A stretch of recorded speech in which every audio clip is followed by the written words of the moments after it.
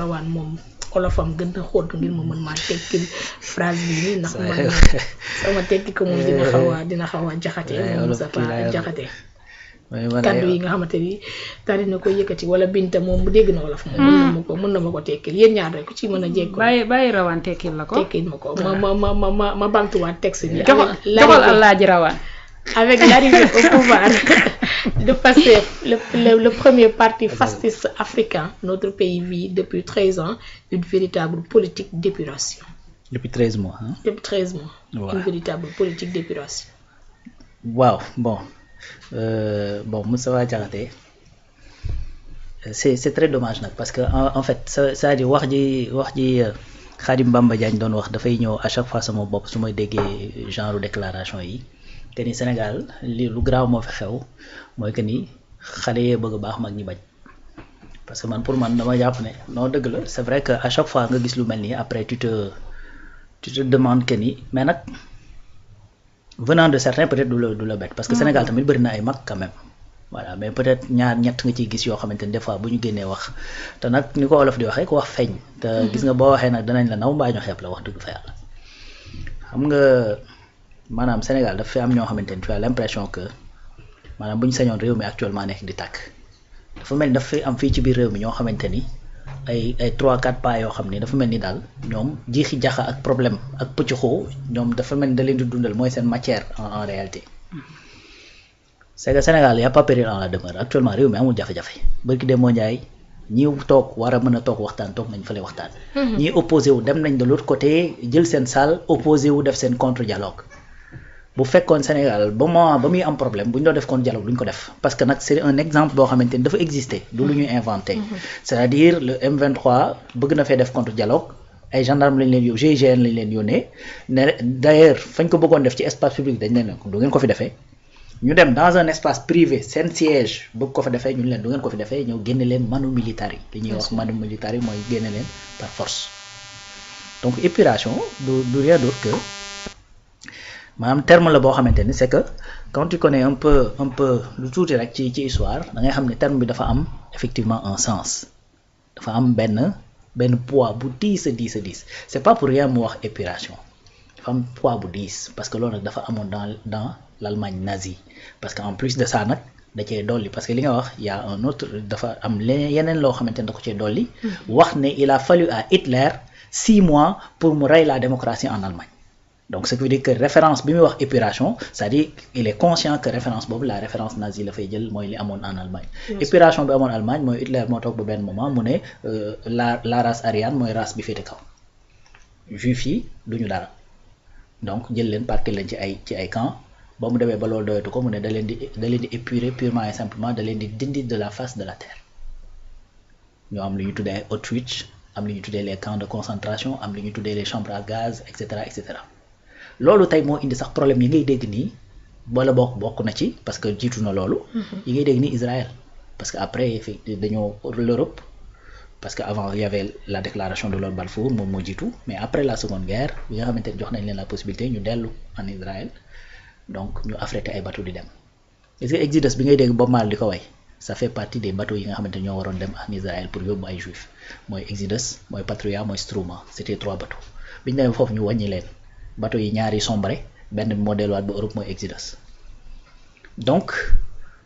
problème yooyu ñu amoon effectivement biir Europe ak Allemagne épuration boobu moo tax le mot daal di diis te loolu Moustapha Diakhaté moo la gën a xam de quoi il s'agit. Bien sûr. beneen affaire mu ne ay fascistes lañ fascisme dafa dans les années 20 dafa am ko ñu tuddee Benito Mussolini moom moo jël le pouvoir en Italie Benito Mussolini ci moom la ñu xamee la propagation du fascisme. Fascisme dañ ne la il est caractérisé par ces 7 points. 1 ñun la autoritarisme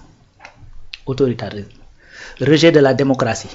concentration du pouvoir entre les mains d'un chef ou d'un parti unique man loolu bu fekkee dañ ko gis ci Sénégal lañ ma wax ko gars yi ñu ngi ci commentaire nationalisme extrême exaltation de la nation souvent lié à des discours xénophobes ou racistes bu dee loolu dafa am ci réew mi nañ ma ko wax Moussa Diakhaté nag moo wax le mot fasciste. Donc damay wax lan mooy le fascisme. Donc bu fekkee discours raciste dafa am de la part ñi nga xamante ne ñooy les tenants du pouvoir nañ ma ko wax bu dee discours xénophobe mooy discours boo xamante ne da ngay beddi les étrangers. bien sûr. waaw mooy ku bañ étranger di ko rek. bañ na ko ba dafa créer un problème avec un de ses collaborateurs yoo xamante ne ñoo bokkoon même coalition Diomaye président. bien sûr dafa bannir loolu. très bien keroog gis nañ ko ba mu demee fii ci Guinée. discours bi mu tenir bi ñu ko laajee effectivement guinéens yi nga xamante ne dañuy am problème Sénégal. boo xamante ne mi ngi wër la sous-région di jéem a boole pour créer un marché sous-régional kooku ngay wax ne dafa xénophobe dafa bañ étranger. donc troisième point répression de l'opposition donc interdiction ou persécution des partis politiques syndicats presse libre et toute forme de contestation. ci dëkk bi ci réew mi. donc je pense que partis politiques yi ñu ngi doon waxtaan fu mu toll nii dañoo d'accord seen biir sax que ni dañoo war a wàññi le nombre. n'est-ce pas presse bi je pense que gars yi ñu ngi émettre ba tey nag waaw pour man ñu ngi émettre parce que ñun ñii ñu ngi nekk en direct en ce moment même.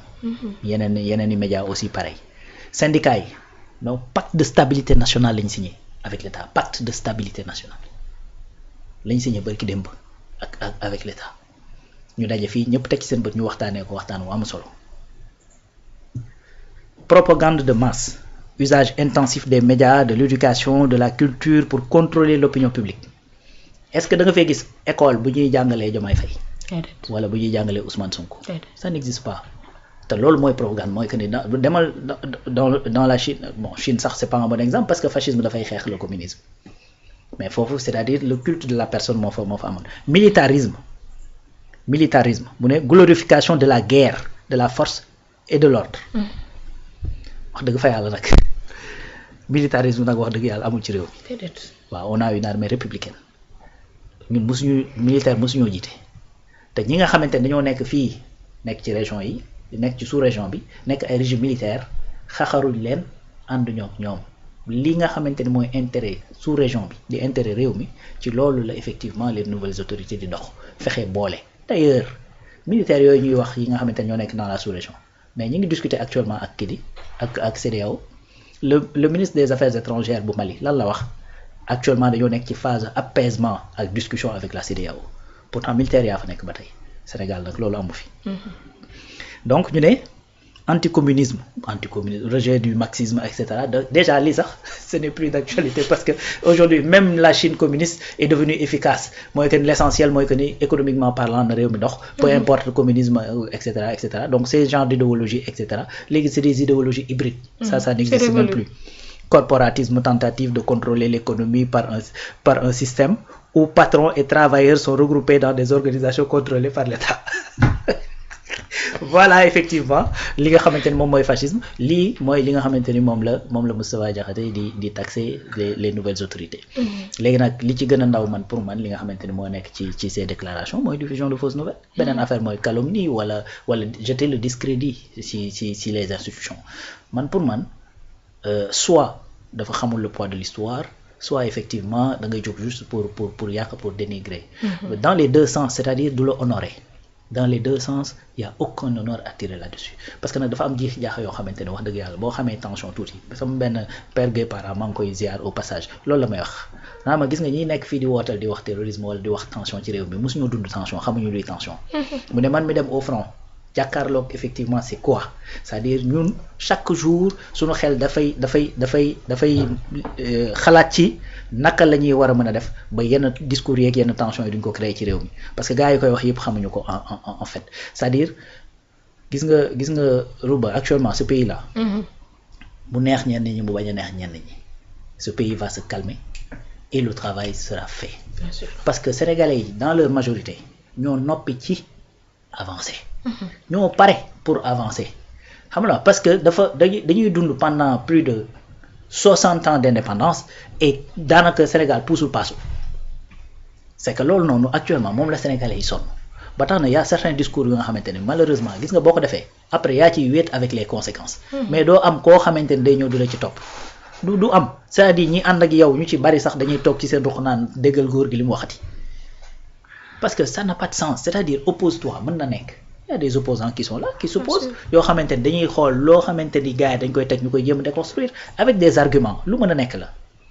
je veux pas citer de nom mais il y a des têtes fii nii yoo xamante ne da nga leen gis ci médias yi ils essaient de déconstruire mais yow lépp loo jóg wax rek c'est dans le but de faire mal en réalité ka ngay jàkkaar lool moo tax nag olof sax dafay wax ne wax ju bon dëkkul fa mu jëm fa mu jóge la cosaanoo parce que yow yaa ngi jóg pour di dugal nit ki pour gàkkal ko mais en vérité kan moo gàkk yow yaay gàkkal sa bopp tout simplement et bonnement donc justice en tout cas mi ngi fi mooy li ma daan faral di rappeler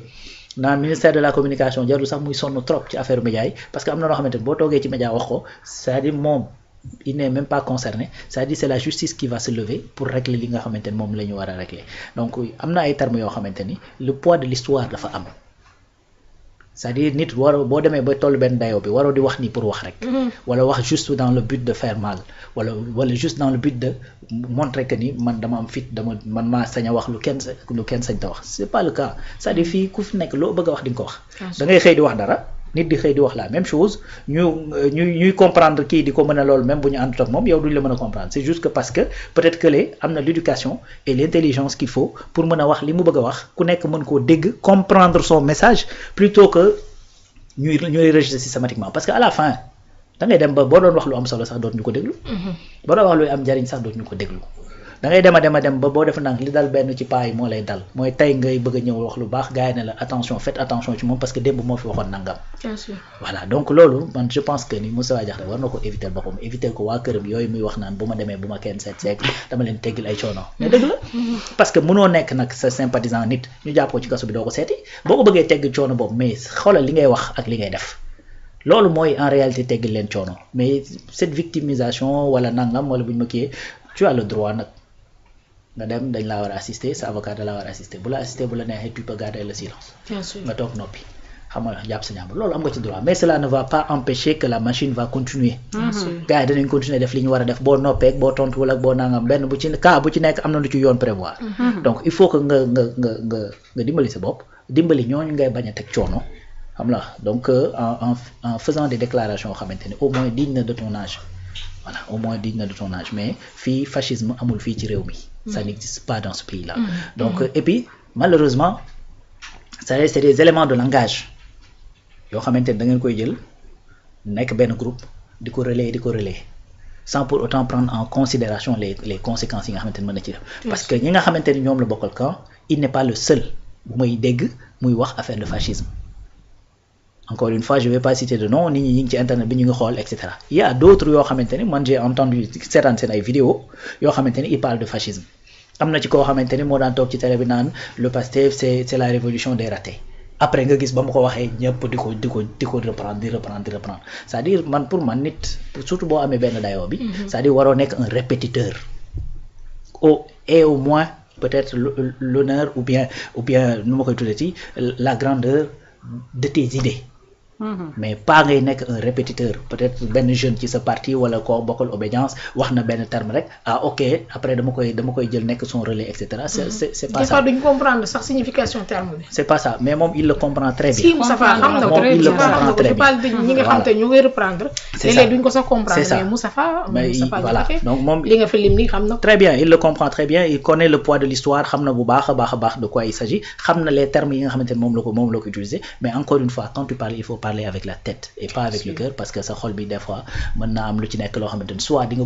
glorifier nit ki ci fu mu yeggul soit nga wax xol lu ñaaw loo xamante ni yëf yi demeewul noonu parce que xol bi mooy wax xol moom day bëgg dëggantaan xale yi naan laan abal ñu sa xol bi dañuy tàngal café am na ko boobu abal ñu sa xol bi dañuy tàngal café amoon na ko boobu wala borom kii je vais pas citer de nom ma jël bu rawaat Père Moustapha Diakhaté de soxna Rubba bi rawaan daane lee rek xol moom bu dee wax